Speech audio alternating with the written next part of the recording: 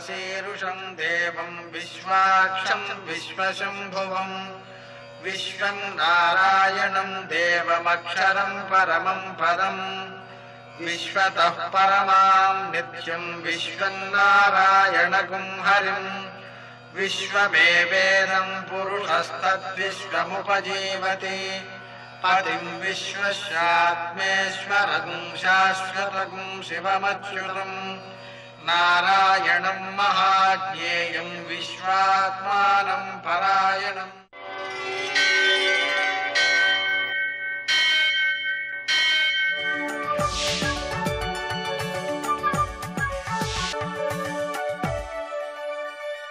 सूर्यशौर्यमथेन्दुरिन्द्रपदवी सन्मङ्गलं मङ्गलम्। नमस्ते भगवन् देवदत्तात्रेय जगत्प्रभो सर्वबाधा प्रशमनं कुरु शान्तिं प्रयच्छ मे। నేటి కాలమాన విశేషాలను గమనిద్దాం. స్వస్తి శ్రీ చాంద్రమాన జయనామ సంవత్సరం దక్షిణాయనం వర్ష ఋతువు భాద్రపద మాసం శుక్లపక్షం గురువారం. సూర్యోదయం 6 గంటల 6 నిమిషాలకు, సూర్యాస్తమయం 6 గంటల 24 నిమిషాలకు. తిథి దశమి రాత్రి 12 గంటల 10 నిమిషాల వరకు. నక్షత్రం మూల సాయంకాలం 4 గంటల 10 నిమిషాల వరకు. వర్జం మధ్యాహ్నం 2 గంటల 39 నిమిషాల నుంచి 4 గంటల 10 నిమిషాల వరకు. మరల రాత్రి 1 గంట 1 నిమిషం నుంచి 2 గంటల 30 నిమిషాల వరకు. దుర్ముహూర్తం ఉదయం 10 గంటల 12 నిమిషాల నుంచి 11 గంటల 1 నిమిషం వరకు. మరల మధ్యాహ్నం 3 గంటల 7 నిమిషాల నుంచి 3 గంటల 56 నిమిషాల వరకు. అమృతకాలం ఉదయం 10 గంటల 6 నిమిషాల నుంచి 11 గంటల 37 నిమిషాల వరకు. రాహుకాలం గురువారం కాబట్టి మధ్యాహ్నం 1:30 నుంచి 3 గంటల వరకు. అష్టకౌరిక రీత్యా శుభప్రదమైన లాభప్రదమైన సమయం ఉదయం 7 గంటలకి. ఆ సమయంలో మనం ఆరంభించినటువంటి పనులు ఉత్తమమైన ఫలితాలను అందజేస్తూ ఉంటాయి. అదేవిధంగా ఈరోజు విశేషం ఏమంటే గజలక్ష్మి వ్రతం. గజలక్ష్మి మనం పూజ చేయడం ద్వారా గజాంతం ఐశ్వర్యం అంటారు. ఐశ్వర్యం అనేటువంటి దానికి పరమావధి ఏమిటంటే ఏనుగుని పెంచేంత వరకు ఐశ్వర్యం ఉంటే ఐశ్వర్యం బాగా ఉన్నట్టు అని. ఇక్కడ తాత్పర్యం ఏంటంటే ఏనుగు లక్ష్మీ స్వరూపంగా ఉంటుంటుంది కాబట్టి ఆ ఏనుగులతో కూడి ఉన్నటువంటి లక్ష్మీదేవిని మనం ఆరాధన చేయడం ద్వారా ఏమవుతుంది అంటే మనకు సంపదకు లోటు లేని మానసిక స్థితి ఏర్పడుతుంది. సంపదకి లోటు లేకపోవడము అంటే నాకు ప్రపంచంలో ఉన్న సంపదంతా నా ఒక్కడికే కావాలి అనేటువంటి ధోరణి కాదు. నాకు ఏది అవసరమో ఎప్పుడు అవసరమో అది ఆ సమయంలో సమకూడడం, అది అనుభవించే యోగ్యత కలిగి ఉండడం, ఆనందం కలగడం అని అర్థం. అలా కాకుండా సంపదను పోగు చేయడమే సంపద అనుకునే పక్షంలో అది ఆరోగ్యకరం కాదు, ఆనందకరం కాదు. దానికి చక్కని ఉదాహరణే కుబేరుడు. కుబేరుడు అంటే ఆయన దగ్గర నవనిధులు ఉన్నాయి, కానీ కుబేర అంటే శరీరారోగ్యము సరిగా లేనివాడు అని అర్థం. ఎంత సరిగా లేదంటే ఆయన నరవాహనుడు. నరవాహనుడు అంటే నరులే ఆయన్ని ఎత్తి తీసుకువెళ్ళాలి. అంటే మామూలుగా నడిచేటువంటి అవకాశం లేదు, వాహనాన్ని స్వయంగా ఎక్కే అవకాశం లేదు ఆయన శరీరానికి. అందువలన నలుగురు ఆయన్ని అలా పట్టుకుని మోసుకుని తీసుకువెళ్ళి ఓ చోట కూర్చోబెడుతుంటారనమాట. అది ఆ కుబేర శబ్దానికి అర్థం. కాబట్టి ఆరోగ్యము, అనుభవ యోగ్యత పెంపొందాలి అంటే లక్ష్మీదేవి యొక్క ఆరాధన తప్పనిసరి. నేటి ఆణిముత్యాలు.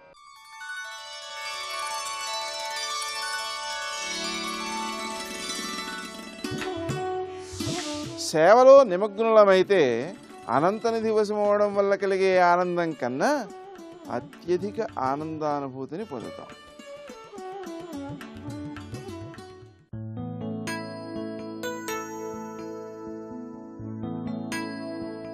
భగవంతుడు ఎంతో అందంగా అద్భుతంగా సృజించిన జీవితాన్ని నీ అనుమానపుటద్దాలలోంచి చూస్తూ బాధలు కొని తెచ్చుకోకు.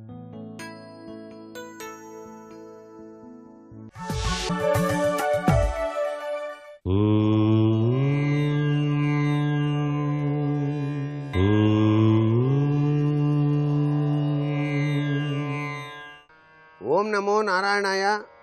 ఓం నమః శివాయ. శ్రీమాత్రే నమః. సహజసిద్ధంగా గురువు యొక్క ఆజ్ఞ తప్పనిసరిగా శిష్యునికి మంచి మార్గాన్ని ఏర్పరచడానికి నాంది పలుకుతుంది. గురుతత్వంలో విరాజిల్లేటువంటి దత్తప్రభు ఉన్నాడే, ఆయన బ్రహ్మ విష్ణు శివాత్మక స్వరూపం. ఎప్పుడైనా సరే పిఠాపురం కనుక మీరు వెళ్ళినట్లయితే అక్కడ ఉన్నటువంటి ఆ దత్తప్రభుని కనుక ధ్యానం చేసి అక్కడే ఉన్నటువంటి ఔదంబర వృక్షానికి కనుక ప్రదక్షిణం చేసినట్లయితే ఎంత మానసిక శాంతి ఏర్పడుతుందో అది దర్శించిన వాళ్ళకే తెలుస్తూ ఉంటుంది. అంటే దివ్యవంతమైనటువంటి దత్తక్షేత్రాలు మనకు ఉన్నాయి. ఆ క్షేత్ర దర్శనం వల్ల కూడాను మానసిక ఆనందంతో పాటుగా అసలు సిసలైన జ్ఞానప్రాప్తికి మార్గం ఏమిటి అని ఆలోచించేటువంటి మనసు కూడా వస్తుంది అని చెప్పేసి చెప్పడంలో ఏమాత్రం సందేహం లేదు. దత్తశరణం మమ అని చెప్పేసి ప్రతినిత్యం ఎవరైతే 11 సార్లు ధ్యానం చేస్తారో వారికి పరిపూర్ణమైనటువంటి దత్తాత్రేయ కృప తప్పనిసరిగా కలిగి తీరుతుంది అని చెప్పేసి మనకు శాస్త్రంలో చెప్పినటువంటి విశేషాంశం. ఏది ఏమైనప్పటికీ దత్తశరణం మమ, దత్తశరణం మమ అంటంలోనే ఒక విధమైనటువంటి దివ్యామృత తత్వం మిళితమై ఉంది. ఆ గురువు యొక్క అనుగ్రహ కటాక్ష వీక్షణాల కోసం ప్రతి ఒక్కరూ కూడాను బ్రహ్మ విష్ణు శివాత్మక స్వరూపమైనటువంటి రావి చెట్టు ప్రదక్షిణ కూడాను చేసేటువంటి సాంప్రదాయం కనిపిస్తోంది. ఇక్కడ ఔదంబర వృక్షానికి ప్రదక్షిణ చేయాలి గురువారు అన్నాడు. ఆ చెట్టు కిందనే స్వామివారు ఎప్పుడూ కూడాను తపస్సు ఆచరిస్తూ ఉంటాడు నేటికి కూడా అని చెప్పేసి మనకు శాస్త్రంలో దత్తాత్రేయ స్వామికి సంబంధించినటువంటి పురాణ కథల్లో చెప్పినటువంటి విశేషాంశం. ఆ చెట్టుకు కాసేటువంటి కాయల నుంచి మనకు జ్ఞానప్రాప్తి అంటే ఏమిటో అర్థమవుతుంది. అది మేడి పండు చెట్టు కాబట్టి అది పొట్ట విప్పి చూస్తే పురుగులు ఉంటుంది, పైకి మాత్రం చాలా చక్కగా కనిపిస్తుంది. కాబట్టి ఈ దృశ్యమాన జగత్తులో అంతా కూడాను మాయాతీతమే. ఈ మాయను అతిక్రమించడానికి గురువుని ఆశ్రయించక తప్పదు అని చెప్పటమే దీనిలో దాగిన పరమార్థ లక్షణంగా ప్రతి ఒక్కరూ కూడాను గుర్తెరిగి ఔదంబర స్వరూప దత్తాత్రేయ దత్తశరణం మమ, దత్తశరణం మమ అని చెప్పేసి మన జీవిత మార్గాన్ని అన్వేషించుకుందామా? మరి సర్వే జనా సుఖినో భవంతు.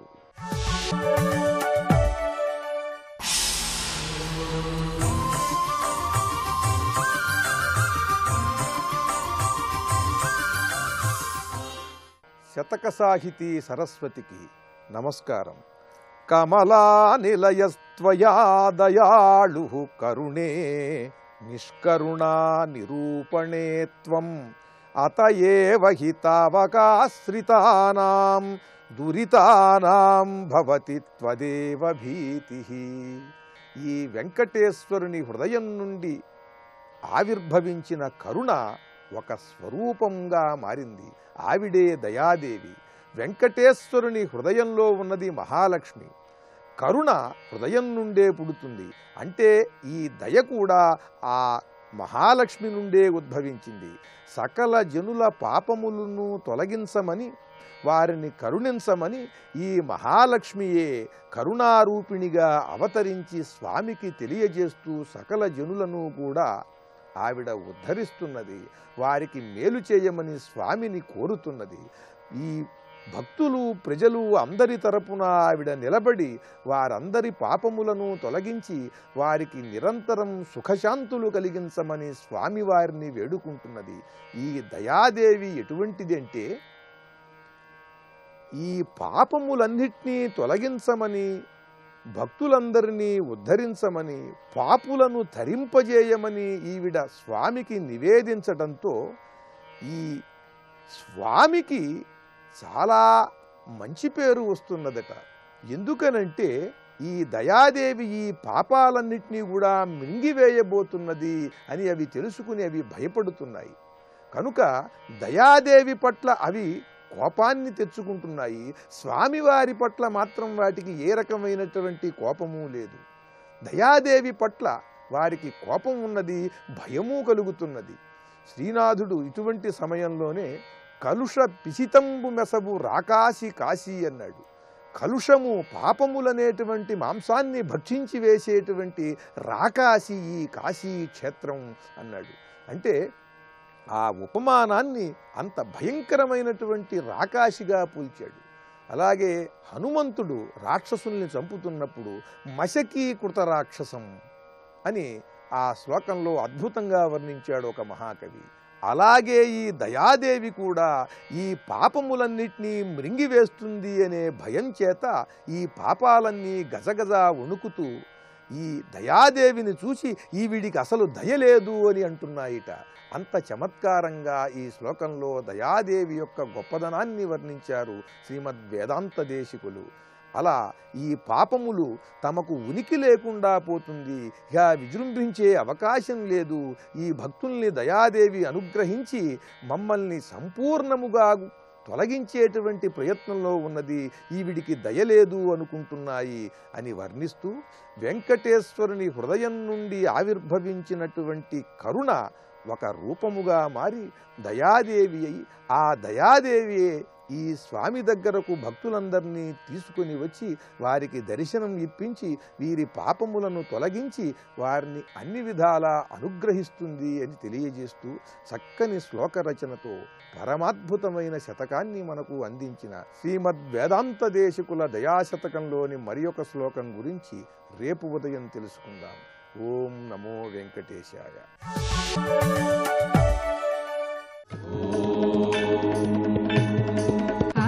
लक्ष्मीं जगन्मातरं भावये आद्यन्तरहिताम् अनन्तलक्ष्मीं सदाद्यन्तरहिताम् अनन्तलक्ष्मीं सदादिलक्ष्मीं जगन्मातरं भावये.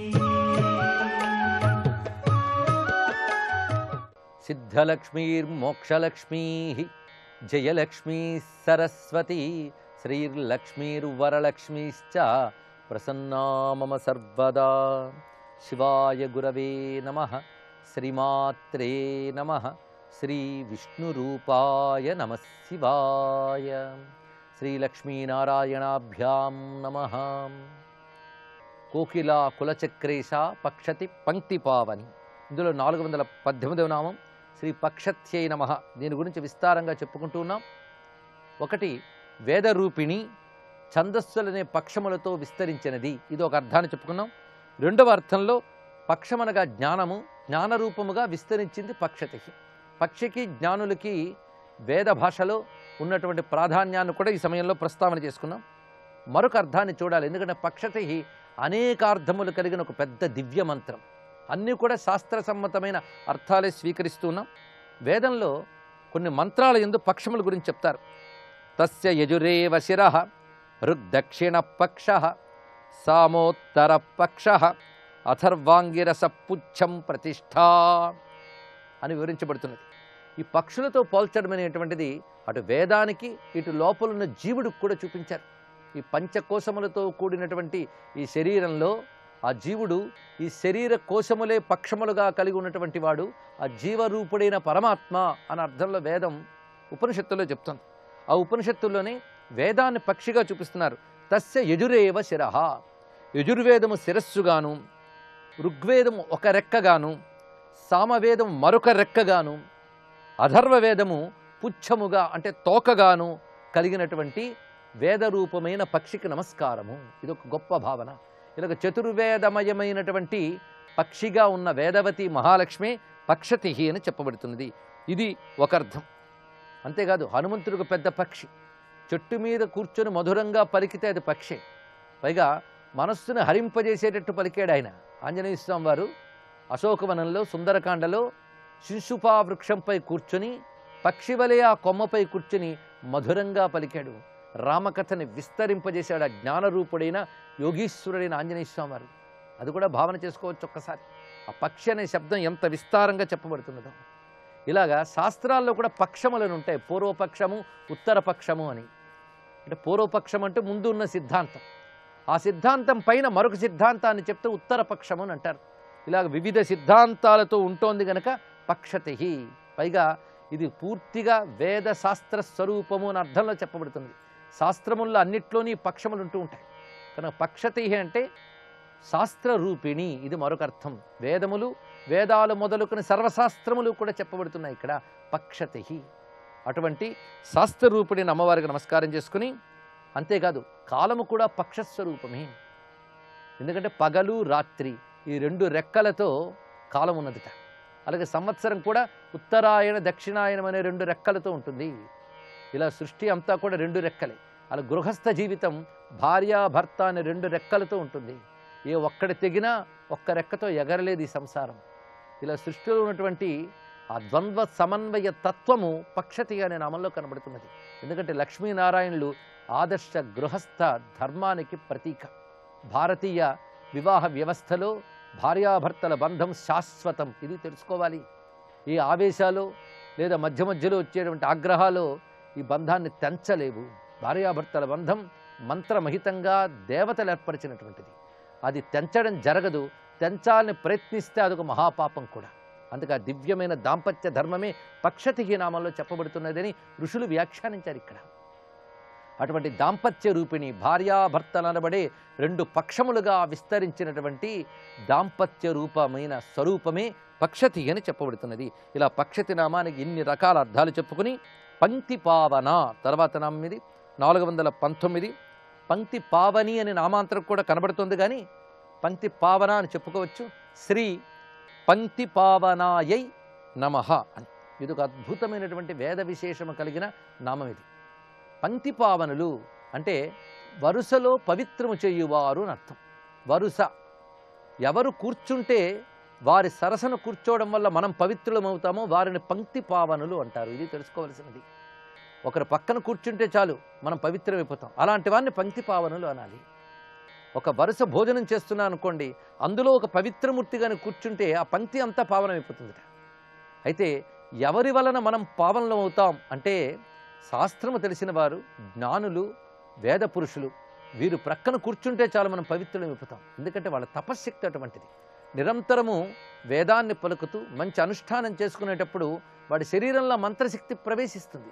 శబ్దరూపముగా ధ్వనించడమే కాకుండా శబ్దరూపముగా శరీరం అంతా ప్రతిధ్వనిస్తుంది. తద్వారా అతను పవిత్రుడైపోతున్నాడు. అందుకే సృష్టిలో ఎవరయ్యా పవిత్రులు అంటే శాస్త్రము తెలిసిన వారు, శాస్త్రము గురించి చర్చ చేసేవారు, శాస్త్రమును పలికేవారు పవిత్రులు. అందుకే సాధూనాం దర్శనం పుణ్యం స్పర్శనం పాపనాశనం అంటారు. అలాంటి సత్పురుషులు అంటే శాస్త్రవేత్తలు, సత్పురుషులు, మహాత్ములు, యోగులు, వారు పంక్తి పావనులు. వారి రూపంతో ఉన్నది అమ్మవారే. భగవంతుడు ఎప్పుడు ఏదో ఒక రూపంతో ఆకాశం నుండి దిగివచ్చి మెరిసి కనిపించడు. మహాత్ముల రూపంలో భగవంతుడే ఉంటాడట. అందుకే మహాత్ములు కనబడితే నమస్కరించాలి. వాళ్ళల్లో ఉన్న మాహాత్మ్యము భగవచ్చక్తి, వారుకున్న పవిత్రత, తపస్సు ఇదంతా అమ్మవారి రూపమే. అందుకు అటువంటి పంక్తి పావనులైన మహాత్ముల రూపంతో ఉన్నది అని చెప్పండి. అయితే పక్షతి, కులచక్రేశ, కోకిల ఈ నామాల తర్వాత ఈ నామం పెట్టడంలో విశేషం ఏంటంటే ఇంతవరకు చెప్పింది వేదస్వరూపం. అందుకే ఈ నామం కూడా వేదముతోనే చెప్పాలి. పంక్తి అంటే వరుస అని చెప్పుకున్నాం. వేదములన్నీ పంక్తులతోనే కూడి ఉంటాయి, మంత్రముల పంక్తులు. ఆ వేద మంత్రములనే వరుసలతో కూడుకొని పవిత్రము చేసే తల్లి గనక వేదరూపిణైన అమ్మవారు మంత్రముల వరుసలతో పవిత్రము చేసే తల్లి గనక పంక్తి పావన వేదరూపిణి అని 2వ అర్థాన్ని చెప్పుకున్నాం. మొదటి అర్థంలో సత్పురుషుల రూపముతో ఉండునది, 2వ అర్థం వేదరూపిణి.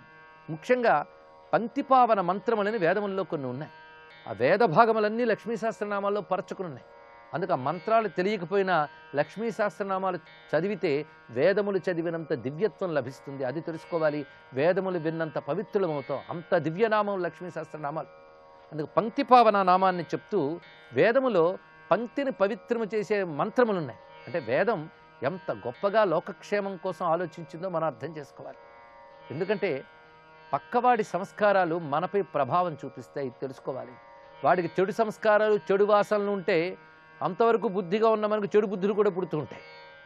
అదే మంచివాడు ఉంటే మంచి బుద్ధులు పుడతాయి. వీటినే వైబ్రేషన్స్ అంటూ ఉంటారు. ప్రకంపనలు, శక్తి ప్రకంపాలు, భావ ప్రకంపాలు, భావతరంగాలు.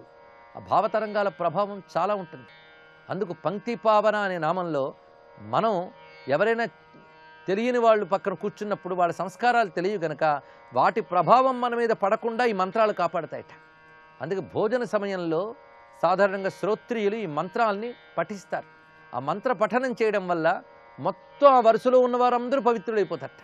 ఆ మంత్రం అందరికీ తెలియక్కర్లే, అందులో ఒక్కడికి తెలిసి ఆ మంత్రం చదివినప్పటికి కూడా మొత్తం ఆ వరుసలో ఉన్న వాళ్ళందరూ పవిత్రులైపోతారు. అప్పుడు వండించిన పదార్థాలు కూడా పవిత్రమైపోతాయట. అంతేగాని వీళ్ళు సరిగ్గా వండేరా, ఇవేవైనా శుచితో ఉన్నాయా లేదా, ఇవి ఆలోచించనక్కర్లేదు. ఆ మంత్రం ఆ చోట ధ్వనిస్తే చాలు అన్నము శుచి అయిపోతుంది. అది పంక్తిపావన మంత్రములు అని వేదములో చెప్పబడుతున్న అద్భుతమైన మంత్ర రాశి అది. ఇది తెలుసుకోవాల్సిన అంశం. అలాంటి మంత్రములు పలికినప్పుడు అన్నదోషం పోతుంది, ఇది తెలుసుకోవాలి. అన్నదోషం మనకు శాస్త్రంలో గొప్ప విషయం చెప్పారు. ఎందుకంటే భారతీయ ఋషులు జ్ఞానంలో పండిపోయినవారు. అలాగే అన్నాన్ని ఆశ్రయించి ఎక్కువ దోషాలు ఉంటాయి. అందుకే అన్నశుద్ధి గురించే ఎక్కువ మాటలు చెప్పింది మన శాస్త్రం.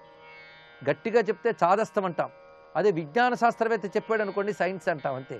కానీ వేదంలో చాదస్తమే, భౌతికంలో సైన్స్, ఇది తెలుసుకోవాలి. వేదం చెప్పినటువంటి ఆ సూపర్ సైన్స్ అంటే అతీత విజ్ఞానం ఏం చెప్తుంది అంటే అన్నము సంపాదించేటప్పుడు తప్పకుండా హింస ఉంటుందిట. శాకాహారం తిన్నప్పటికీ కూడా చెట్టు నుండి కోసిన దోషం ఒకటి సంక్రమిస్తుంది. అలాగే బియ్యము ధాన్యము తీసినప్పుడు కూడా మనం ప్రకృతి నుంచి వాటిని లాక్కుంటున్నాం, ఆ దోషం ఒకటి సంక్రమిస్తుందిట. 2, అన్నానికి దృష్టి దోషాలు ఎక్కువ వస్తాయి మిగిలిన వాటి కంటే. సృష్టిలో మీరు ఎక్కడ పరిశీలించండి, సర్వజీవులు అన్నగత ప్రాణులే. ప్రకృతిలో జంతువులు కూడా పొద్దున్న లేచిన దగ్గర నుంచి నిద్రించే వరకు అన్నం కోసమే అన్వేషిస్తూ ఉంటాయి, తినే ఆహారం కోసం. అన్నం చాలా ప్రధానమైనటువంటి విషయంగా చెప్పబడుతుంది. అలాగే సర్వజీవులు అన్నం వైపు దృష్టి పెట్టి ఉంటాయట. అందుకే అన్నాన్ని వండిన తర్వాత భగవంతుడికి ఎందుకు నివేదన చేస్తారు అంటే అన్నం సంపాదించడానికి జరిగిన దోషం కూడా అన్నాన్ని ఆక్రమించుకుంటుంది. అందుకే అధర్మపు సొమ్ముతో సంపాదించి తింటే వాడి శరీరం అంతా అధర్మమై అవినీతిమయ్యి వాడి శరీరము పాడవుతుంది, వాడి మనస్సు పాడవుతుంది, తర్వాత పాపగతులకు పోతాడు. ఇది తెలుసుకోవాలి. అందుకే ధర్మముతో సంపాదించాలి, అలా సంపాదించిన దాంతో తినాలి. అయితే మనం ఎంత ధర్మంగా సంపాదించినా మనకు తెలియని ఏ దోషాలు ఎక్కడి నుంచి వచ్చాయో తెలియవు, ఆ దోషాలు పోవాలి. 2వది మరొక విశేషం ఏంటంటే అన్నం వండినప్పుడు జరిగే హింసాగత దోషాలు పోవాలి. దృష్టి దోషాలు ఉంటాయి కొన్ని అన్నాలకి, అవి పోవాలి. 3వది అనేక క్షుద్రశక్తులు విపరీత శక్తులు కూడా అన్నం కోసం ఆశిస్తూ ఉంటాయట. భూతప్రేత పిశాచాదులు కూడా అన్నం కోసం ఆశిస్తూ ఉంటాయి. అందుకే అన్నాలు వండిన తర్వాత వాటికి కొన్ని దుష్టశక్తులు సోకే ప్రమాదం ఉంటుంది. ఈ దోషాలన్నీ పోగొట్టే శక్తి దేనికి ఉంటుందంటే వండిన అన్నాన్ని భగవంతుడికి నివేదన చేస్తే ఇన్ని దోషాలు పోతాయి. అందుకే భారతదేశంలో భగవంతుడికి నివేదన చేసి అన్నం తినమని ఒక సంప్రదాయాన్ని ఏర్పాటు చేశారు. అందుకే భారతీయులు పదార్థాలు తినరు, ప్రసాదాలు తింటారు. నివేదన చేసే వరకు పదార్థం, నివేదించాక ప్రసాదం. అయితే భారతీయులు అందరూ అలా చేస్తున్నారంటే భారతదేశంలో పుట్టినవారు భారతీయులని కాదు, శాస్త్రజ్ఞానం కలిగిన మహాత్ములు. అందుకే భగవంతుడికి నివేదించి తినాలి, అప్పుడు అన్నానికి దోషం పోతుంది. అయితే ఎన్ని జాగ్రత్తలు తీసుకున్నా ఇంకా దోషం ఉంటే ఆ పంక్తిలో కానీ వేదమంత్రములు చదివితే అన్నానుకున్న అన్ని దోషాలు పోతాయట. అందుకు అన్నదోషములు పోగొట్టే శక్తి పంక్తిపావన అని చెప్పబడుతుంది. ఆ పంక్తిపావన మంత్రములు వేదములో చెప్పబడుతున్నాయి. వీటిని త్రిసుపర్ణ మంత్రములు అంటారు. ఆ త్రిసుపర్ణ మంత్రరూపముగా ఉన్న మహాలక్ష్మీదేవి పంక్తిపావన అంటే లక్ష్మీ సహస్రనామ కూర్పును మరొక్కసారి అర్థం చేసుకున్నాం. ఇందులో వేదముల్లో చెప్పబడే వివిధ మంత్ర రాసులు ఒక్కొక్క నామంలో ఉన్నాయి. అందుకే ఆ మంత్ర రాసులలో ఏ శక్తి ఉందో ఈ నామంలో ఆ శక్తి ఉంది. అందుకే లక్ష్మీ సహస్ర నామంలో ఆ నామాన్ని విన్నా పఠించినా కూడా జీవుల్లో ఆ శక్తి ప్రవేశించి అనుగ్రహిస్తుంది. అందుకే త్రిసుపర్ణ మంత్రరూపములతో ఉన్న తల్లి గనక పంక్తిపావన. బ్రహ్మమేతు మాం మధుమేతు మాం బ్రహ్మమేవ మధుమేతు మాం అనేటువంటి మంత్రములు అలా ప్రారంభమవుతాయి. చాలా విస్తారంగా ఉంటాయి మంత్రములు. ఆ మంత్రములు చివరి చెప్తాడు, ఆసహస్రాత్ పంక్తిం పునంతి, 1000 మంది కూర్చున్నా ఈ మంత్రములు పవిత్రము చేయగలవు అని పంక్తిపావన రూపమైన త్రిసుపర్ణ రూపమైన వేదమాత మహాలక్ష్మికి నమస్కరిస్తూ సర్వం లక్ష్మీ చరణారవిందార్పణమస్తు.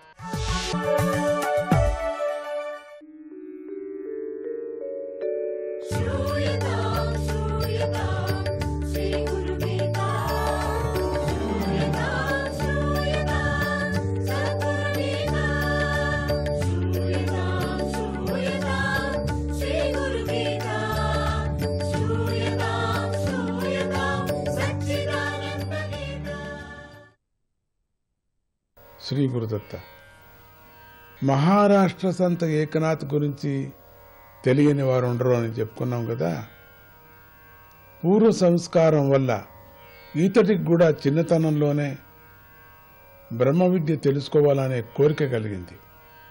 వెళ్ళి గురువుగారిని ఆశ్రయించాడు. ఉన్నట్టుండి అనిపించింది ఆయనకి, నేను బ్రహ్మ విద్య తెలుసుకోవాలని. ఆయన ఆ శిష్యుడికి ఉపదేశం చేస్తానని కానీ చేయనని కానీ ఏదీ చెప్పలేదు. తన దగ్గరే ఉండి ఇంటి పనులన్నీ చూస్తూ జమా ఖర్చులను వ్రాస్తూ ఉండమని చెప్పారు. సంబంధమే లేదు, వచ్చింది జ్ఞానానికి. లెక్కలు రాయమని చెప్పారు, ఇల్లంతా ఊడసమన్నారు, 2 పనులు చేయను అన్నారు. ఏకనాథ్ చాలా శ్రద్ధగా, వేరే ఆలోచన లేకోకుండా గురువు తనకు అప్పచెప్పిన పనులన్నీ నిర్వహిస్తున్నాడు. అలా కొన్నేళ్లు గడిచిపోయాయి. అయినా విసుగు లేకోకుండా చేస్తూనే ఉన్నాడు గురువుగారు చెప్పినటువంటిది.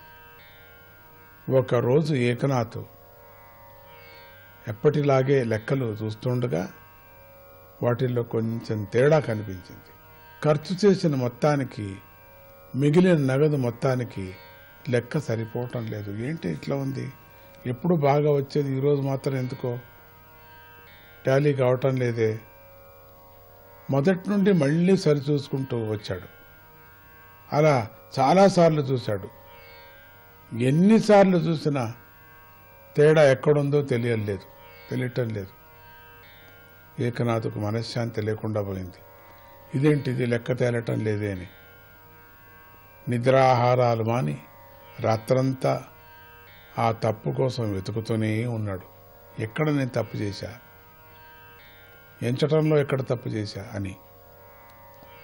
సుమారు 8 గంటల పాటు అలా ఏకాగ్ర చిత్తంతో పరిశీలించగా తప్పెక్కడుందో దొరికింది. వెంటనే సంతోషంతో అరుస్తూ ఎగిరి గంతులేశాడు.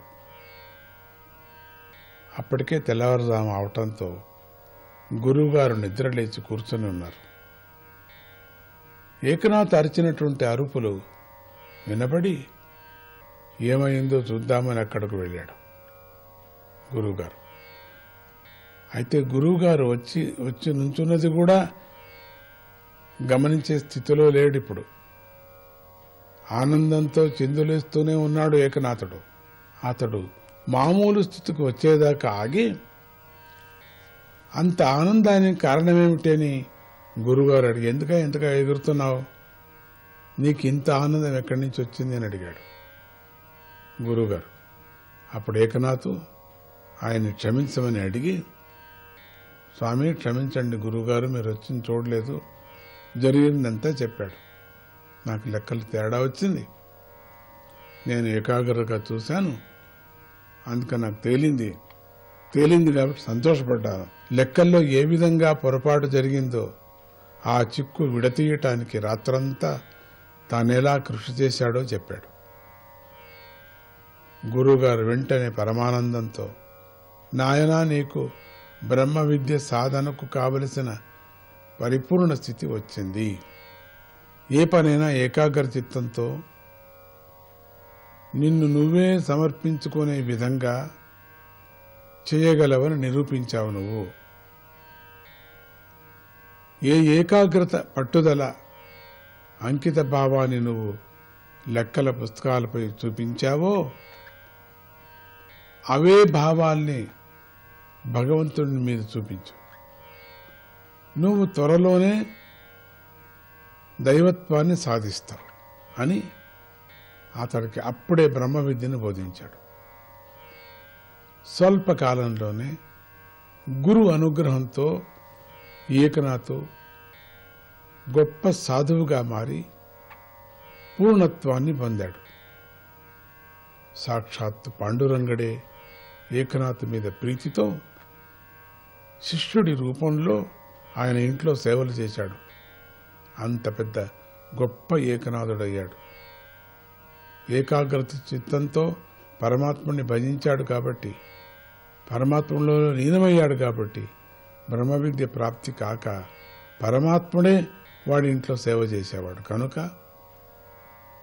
జ్ఞానం కావాలనుకునే వాళ్ళు గురుసేవ ద్వారా మొదట ఆ అర్హత సంపాదించుకోవాలి.